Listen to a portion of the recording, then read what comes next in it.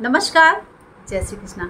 आज मैं इस वीडियो में आपको बताने जा रही हूँ कि यदि आप कुंभ लगन और कुंभ राशि के जातक हैं तो जुलाई 2022 आपके लिए कैसा बीतने वाला है, इस विषय की जानकारी हम इस वीडियो में प्रदान करेंगे। जल्दी से आप हमारे इस चैनल को सब्सक्राइब करें। अगर अभी तक आपने सब्सक्राइब नहीं किया है तो प्लीज़ अपने दोस्तों में साझा भी करें, ठीक है, और लाइक का भी बटन दबा दें।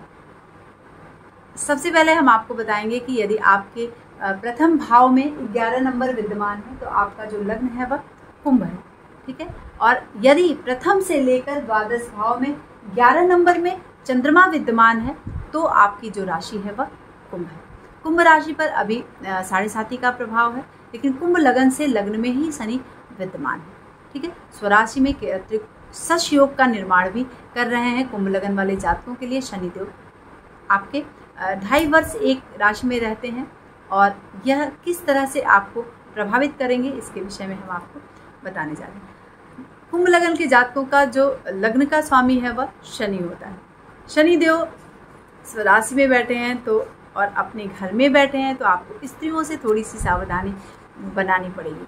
थोड़ा अट्रैक्शन बढ़ सकता है, क्योंकि ये लग्न में विद्यमान है, ठीक है। और आपको जहाँ पर आप काम करते हैं जिस तरह की स्थिति बन रही है तो वहाँ पर भी आपको बहुत सावधानी बरतनी है कि किसी भी तरह की गलती, किसी भी तरह का षड्यंत्र आपको यहाँ पर नुकसान पहुँचा सकता है। काम में अड़चनें आ सकती हैं, विलंब करा सकता है, किंतु अंततोगत्वा अच्छी तरह से काम आगे बढ़ेगा, क्योंकि यह आपका लग्नेश और मूल त्रिकोण राशि जो है वह लग्न में रहेगी और आत्मविश्वास जो है वह बढ़ चढ़कर यहाँ पर आपका देखने के लिए मिलेगा। लोगों का प्रभाव बना रहेगा, मित्र आपके मिलेंगे और बहुत ही उनसे स्नेहजनक स्थिति बनेगी, ठीक है। हो सकता है व्यवसाय के लिए, शिक्षा के लिए प्रवास की स्थिति बने, आपको बाहर जाना पड़े।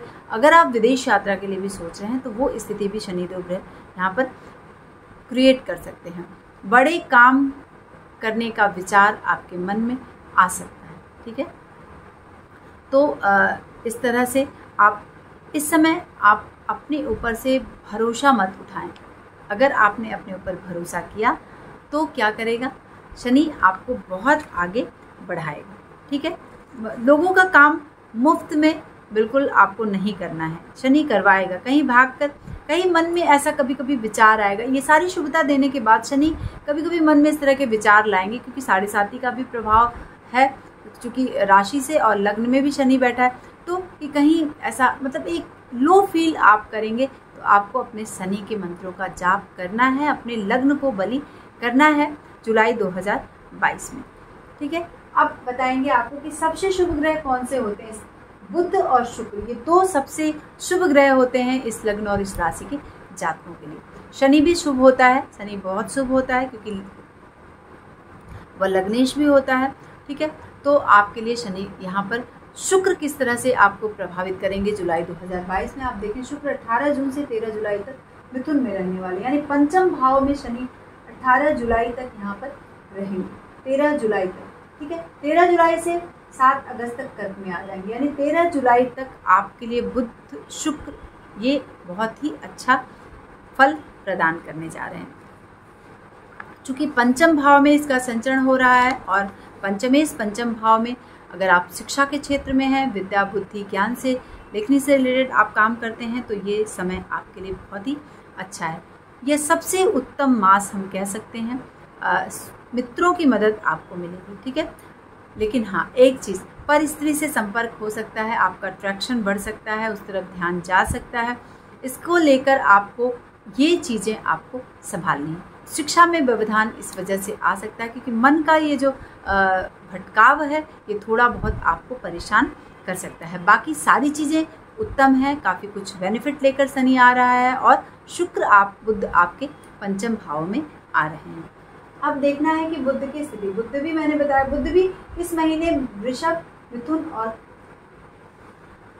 कर्क राशि में संचरण करेंगे और शुक्र मिथुन और कर्क में इस महीने संचरण करेंगे, यानी पंचम और षष्ठ भाव में। तो ये दोनों का आसपास जो ये कुछ दिन का जो संचरण हो रहा है उसमें काफ़ी कुछ शुभता प्रदान करेंगे। शुक्र जब कर्क राशि में आएगा, यानी वह 6ठे भाव में जब संचरण करेगा तो थोड़ा सा सावधान आपको रहना है ना। कि अगर विपरीत लिंग के प्रति अट्रैक्शन बढ़ता है तो यहाँ पर सावधानी बरतनी है और शुक्र का उपाय करना है, मंत्र जाप जरूर से करना है। ठीक है, ये काम आप जरूर करें। अब आपको देखना है कि गुरुदेव बृहस्पति आपके द्वितीय भाव और एकादश भाव के स्वामी हैं और वह 13 अप्रैल को मीन राशि में आ गए हैं और 29 तारीख को वक्र हो जाएंगे। ठीक है, तो पूरे महीने तो वह मार्गी रहने वाले हैं, लेकिन 29 को वह वक्र रहेंगे और द्वितीय भाव में संचरण कर रहे हैं। द्वितीय भाव में जुपिटर जो है अपने घर में संचरण कर रहा है। चूंकि यह बहुत शुभ नहीं होता है कुंभ लगन और कुंभ राशि वाले जातकों के लिए, तो आपको पूर्व अर्जित जो जायदाद है उसमें आप वृद्धि कर सकते हैं। प्रवास की स्थिति बन सकती है और हो सकता है कि किसी बड़े कार्य के लिए आपको अपनी जायदाद जो है गिरवी रख सकते हैं।